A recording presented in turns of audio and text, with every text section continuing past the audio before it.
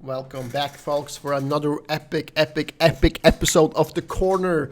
We are all here, suited up, or at least I am, but, all that's fine. And I just thought that we would just hang out today and talk like we would if we were meeting after work on a quiet pub or something like that. So that's just the topic for this episode, general talk. And I just want to start off by asking my co-host here, how are you, Alexander? No, I'm good. I'm fine. But I thought there was going to be some people joining us, Pipsky and whatnot, who have been on the corner earlier tonight. I have asked, but I haven't gotten a reply yet. I just don't want to. I was under the impression that we were to start at 11 p.m. I said around 11 p.m. But fuck it. We're all here, and almost all here, or two here. Yeah, but yeah, good. I wanted to touch down on what you were mentioning about Hadrian's Wall in England, and I just find it amazing that that the Romans were not able to conquer Scotland. No, because they were crazy. They were crazy warriors. That was what I forgot to mention yesterday in our last podcast. That they I don't even know if it was England at this point, as I wrote to earlier, I think. But at this point, I think it was more the Celts that were that were living in England at this point.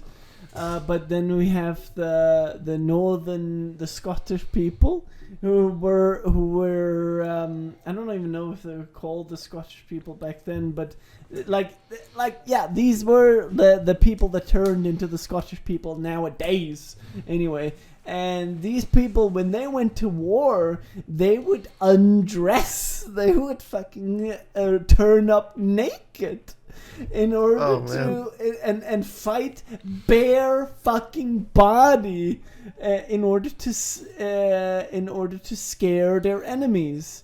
It had this simply psychological effect that they thought, if we show up naked, they will simply get confused and run away. And actually, it had that effect as well. And I mean, of course, it was because also they were adapt to the cold weather, so they didn't mind the cold. They didn't mind fighting naked in the cold weather because they were like us. They were like the Vikings, but they were also crazy. It's gonna show up naked and it's gonna scare them away.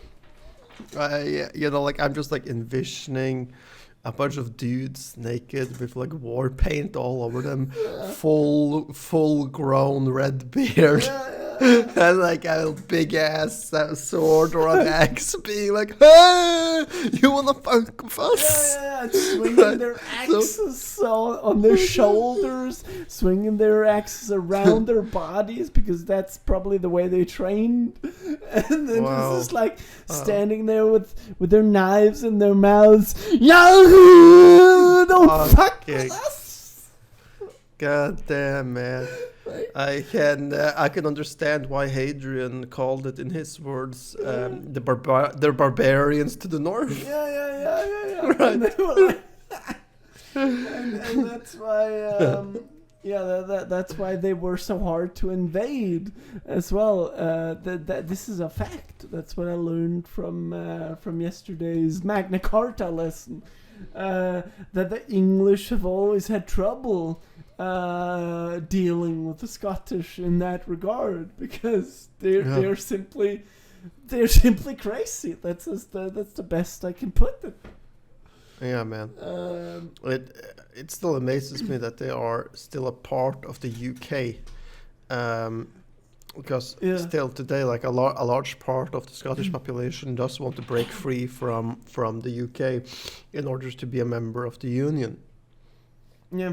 By the way, I'll just get myself a beer here, and you can keep talking because it's Tuesday, and Tuesday is beer day, so you gotta fucking. Yeah, well, drink. sure, man. You know, for me, it's just wine. Yeah. All right. You keep going. But yeah, you know, the Romans were crazy, you know, and they had England for a while, for a long time. But I'm like, sorry, I said the Romans, right? I hope I said Romans. That's what I meant, anyways. And it is like kind of interesting that the English adapted a lot of different stuff from the Romans. For instance, the kings started to build swimming pools, and you know, like they're kind of like spas at the time, because like they had adopted this from the Romans, who had done this forever, you know. So like a very interesting history indeed of England, since England has been under Roman rule. It's been under Danish rule from the Scandinavian kingdom before it became part of its own, you know. Was waiting for Alexander there to slide back in his chair with his beer, if that is de facto what he's doing. Yeah.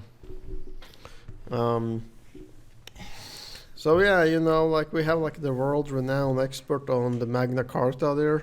Not tonight though. Not tonight, Fuck, apparently. no. You know. Because that's the thing about me, man. I know my fucking limits. When I'm out, man. I know when I am beyond the boundaries of science. When you can't trust me, I will say you can't trust me. That's the thing. And tonight you cannot fucking trust me on this podcast. That's fine. Everything That's fine. that, You know, yesterday I said you could trust 95% of what I said. Tonight you can trust 0.2% of what I say. Okay. Well, fine. Like I'll carry us a little bit. Like I said, like this will just be like casual conversation. Yeah. And I had like this.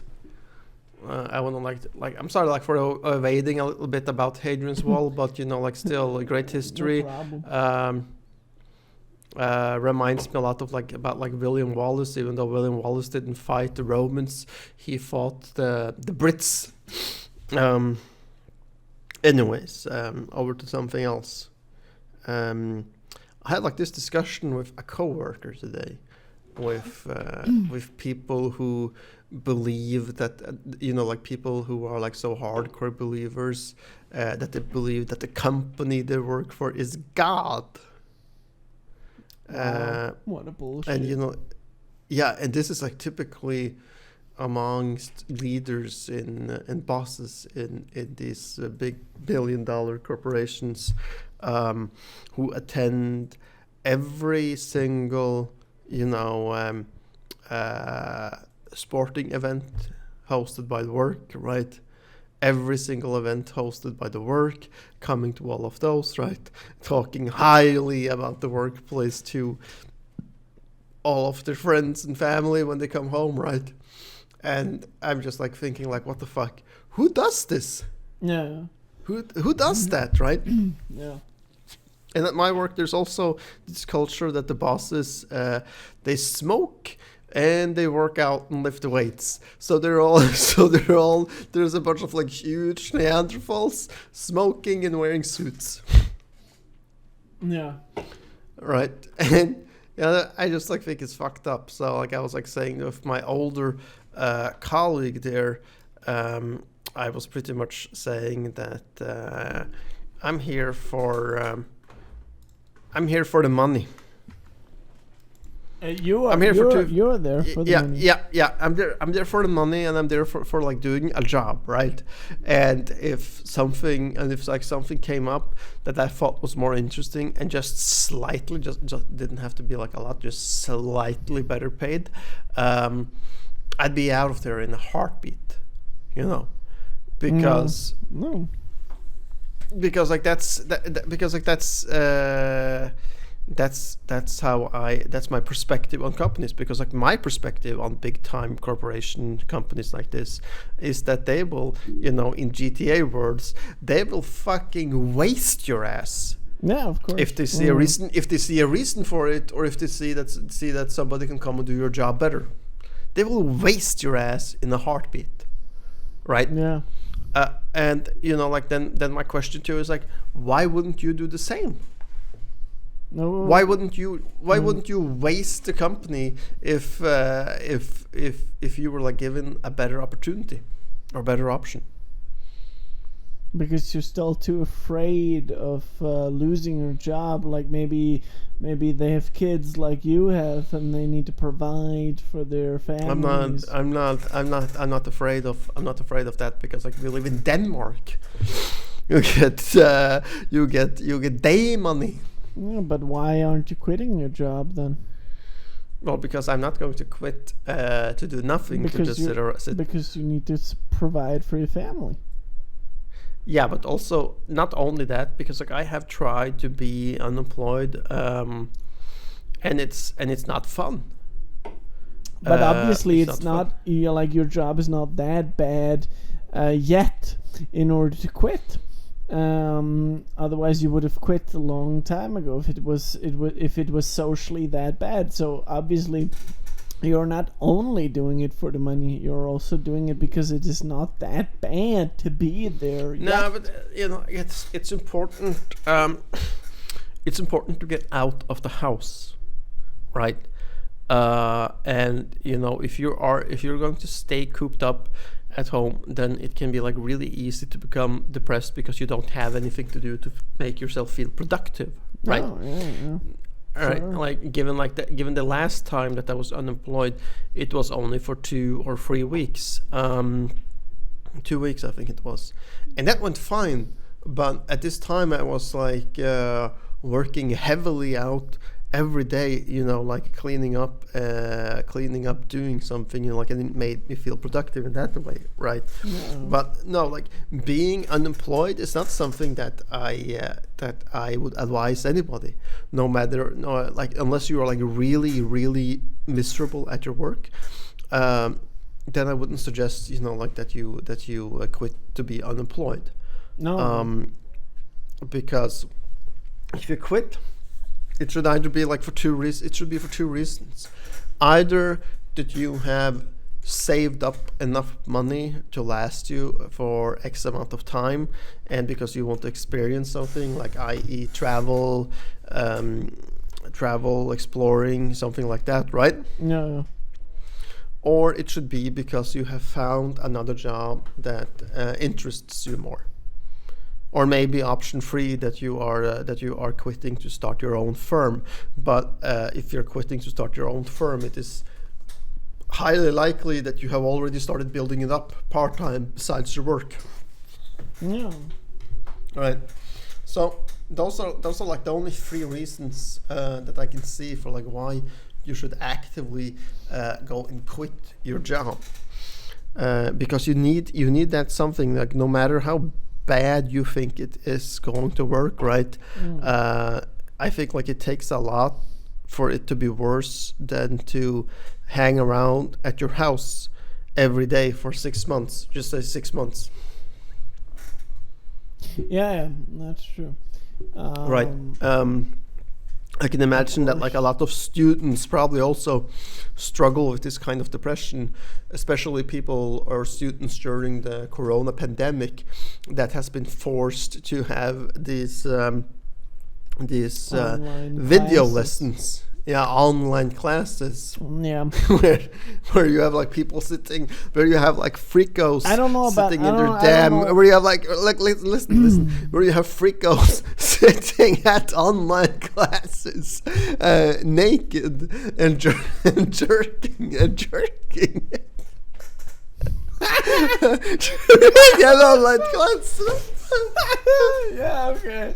All right. Yeah, I get it. Yeah, right. Maybe for half of the population, maybe, you know what I mean. Guys with, people with something between their legs. But And I'm genuinely saying that a lifestyle of like sitting at online classes only, naked and jerking off for extended periods of time, is not healthy. No, of course not. Of course Right. not. But actually, I don't think a lot of people is doing that, and I'm basing that on just the last week. I was in this intro week, the what you call the Rusu, which is basically a what do you call it, like drunk Right. week. sorry. Week. You could call it drunk week. So I'm sorry. I'm sorry. I muted myself there, I think. okay. All right. Yeah, but I'm back. I'm back. Yeah. No, you could call it a drunk week, where basically that's the first week of university, where the tutors of the study that you're supposed to participate in during the semester, they have like designed this program where you're supposed to meet your fellow students over a lot of alcohol during the week. But they're very good to plan it out, that you don't drink too much during the week, but you still drink more than you would on an average week. At least most students. I mean, like people like me, I drink a little more than the average student probably, but most students, they will drink most in this drunk week. Sure. What I wanted to actually talk about, what I wanted to actually mention here is that, during this drunk week, I figured out that there's not a lot of people that are actually they don't seem depressed. They actually seem like they've been getting over this corona pandemic pretty well.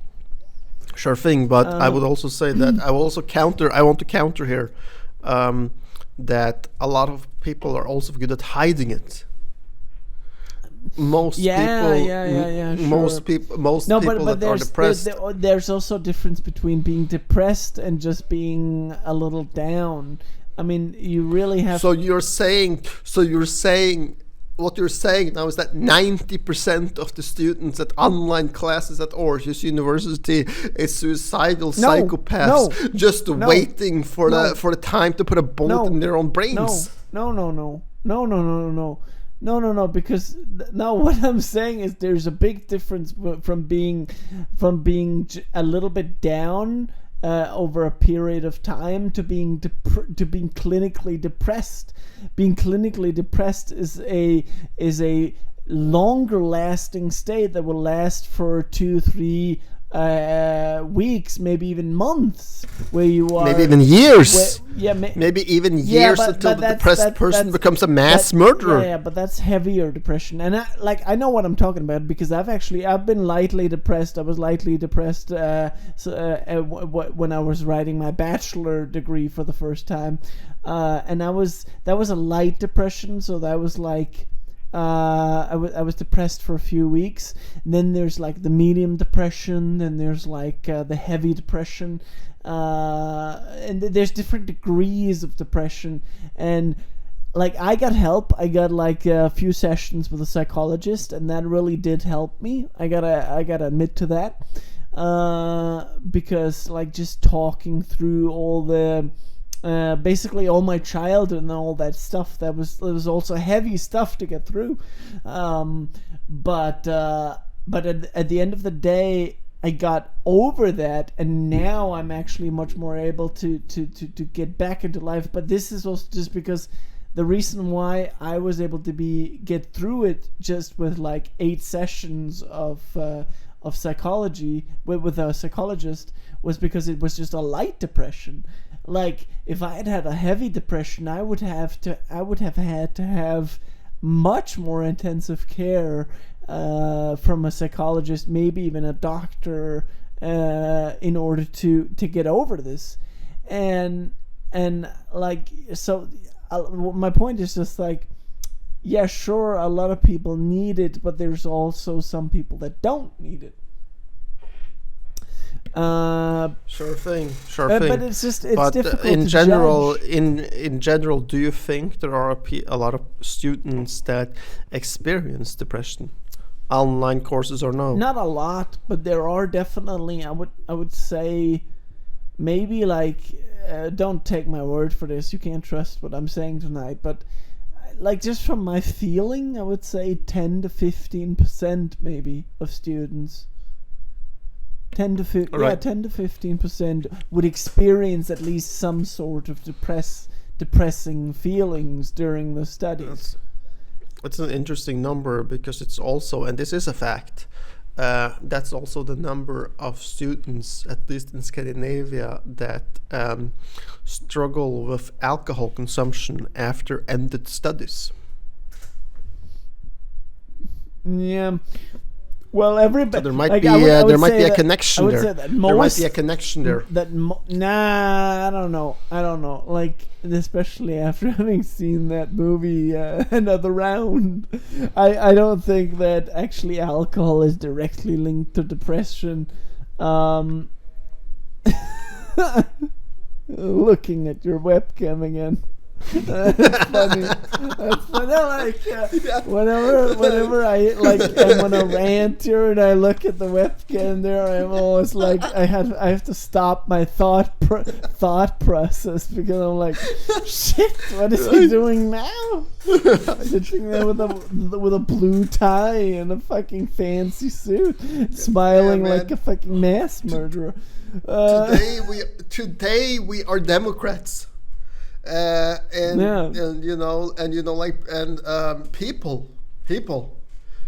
People rights, and charity. Yes, charity. Yeah. Right. Fuck, man. But yeah, like I don't actually think that that many people, that many students are depressed. But I definitely think it is a problem that we need to consider in society.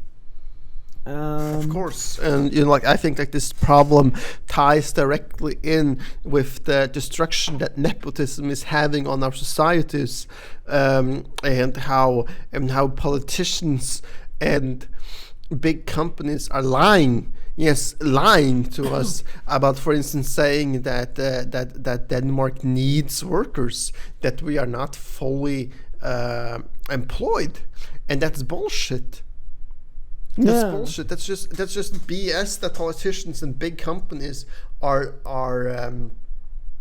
spouting out for PR. No. You know, and I had like this conversation with a business owner in Denmark last weekend, and he told me that there in his and he told me that, like in his opinion, and he's also been sailing around the world, and he told me that he were of the opinion of these last years of sailing and like taking his, what do you call it, an RV around Europe, that there is a general change in society's behavior right now, where it is starting to be not so much about the fucking facts, but about the attitudes, right? I.e. this green shift that the EU and now that the Scandinavia is starting to put propaganda out about, like that we need to go green and all that, right? Yeah, fuck the green shift. But fuck there is green shift. to vote. There is No. there is no incentives. There is no facts on the table. There is nothing like you do that and or we do that and you get that, right? There is no quid pro quo in the green shift. Instead, it is politicians going out, and this goes also for America, spouting some BS about environment, green, no pollution, and more EVs, right? No. And somehow, you know, like people, and then people are cheering on this because what the fuck is this like? And yes, like I'm gonna use the word because then that fucking Swedish bitch has been in the news, Greta Thunberg.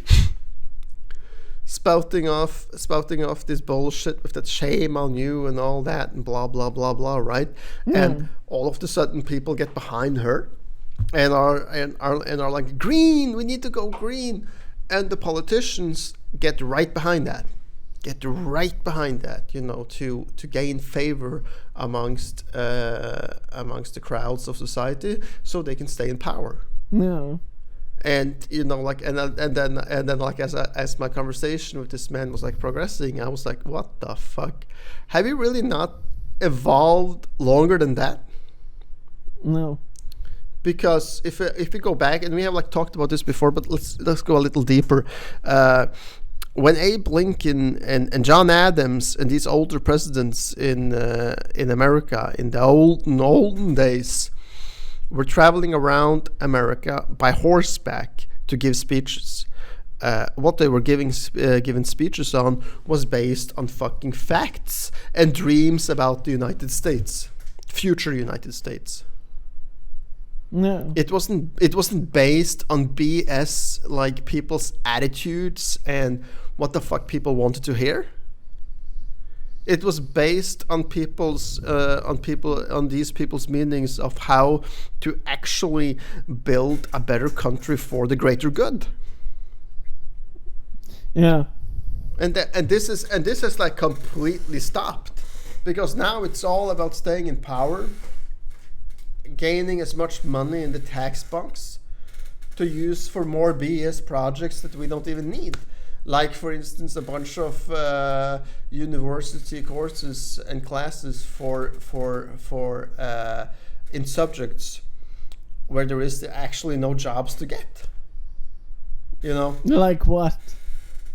For instance, what are you implying here? What are you implying? I feel attacked right now.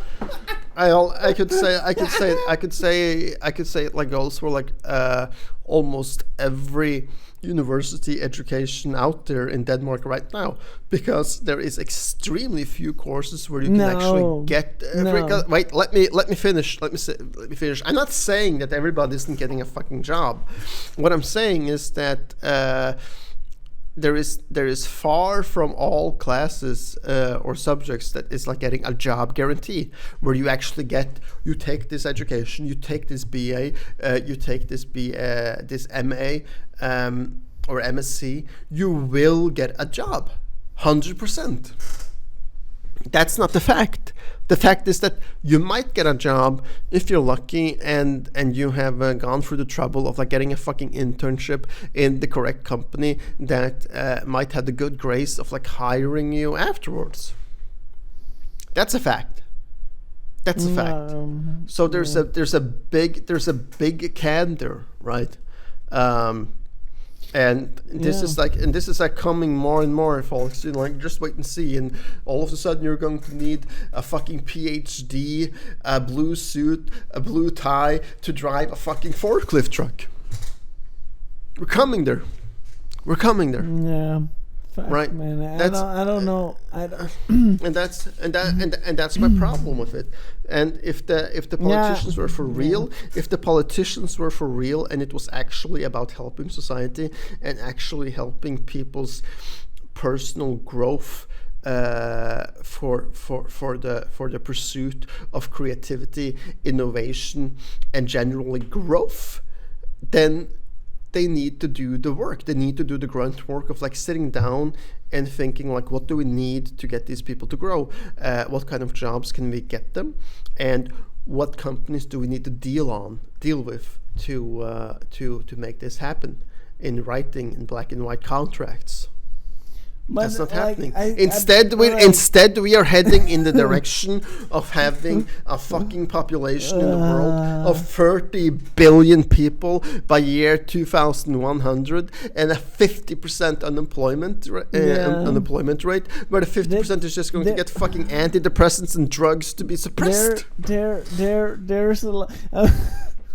Like when I'm like right now, like feeling like this podcast that I listened to yesterday with that David Starkey dude who was constantly like hyped up and sitting there like no, please let me finish, and like I will make my point now, no, I will make my point and then I can shut up. Because like I'm sitting here like I want to talk while you keep talking.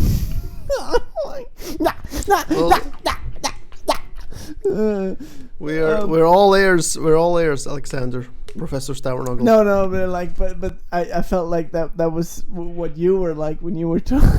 You're like, I will make my point, and then I will shut up. But that's the beautiful thing, that like, because also, to take this down a notch, because like I'm more chill tonight than I was yesterday. No, I don't think. I lost my thought now. What I want to say is, I don't think it's bad. Like, because now I know what I wanted to say. No, I don't have a solution to what you were talking about there. I don't know if I don't know how the fuck to fix this. What I was just thinking about while you were ranting on there is that I find it beautiful how when you get enthusiastic about things, and like not just you, but when one gets enthusiastic about a topic, that one strives to get one's point across by any means necessary, but also remembers to empathize with the people that one is talking to, so that one says, hold on, wait a minute, please, I will make my point, I will get my point across, and then you are allowed to speak. I love that sort of ping pong effect, because that is essentially what drives a good debate forward. And that's what I'm interested in much more than what you were talking about, like whether the fucking politicians will be able to fix our educational system or whatever. Because, like, no doubt education is important. I think you agree to that as well, but like I just don't know how we should fix that. I don't know, man. I don't know. Well, like back to like what you just said, like education is important. If you had a chance of, like, say, becoming a carpenter with a job guarantee, and the chance of and then the counter chance of taking a bachelor's degree in something, right, where it is only like a 10% chance that you will get a job, what do you choose? How important is that bachelor degree? It's not just about the job guarantee, though. I mean, you could have a job guarantee in as a carpenter, and then you have, when you get to be the carpenter, you have fucking 50 tasks every week, and your heart is only in 10 of those tasks every week, and then you're like, keep fapping, oh shit, we gotta get to those 50 tasks in this week, fuck man, I can't do this, fuck man, and then you break your fucking neck, then you break your fucking back, because you can't fap around to all these 50 tasks as a carpenter. Well, no, like this would would be like a discipline question, though, because one thing about the carpenter is that it's also very easy to get independent contracting jobs in the carpenter business. So yeah, but that was not what you asked me. You asked carpenter job. There was like job guarantee or the fucking bachelor's where you have a 10%. Like that's a very caricaturized setup there.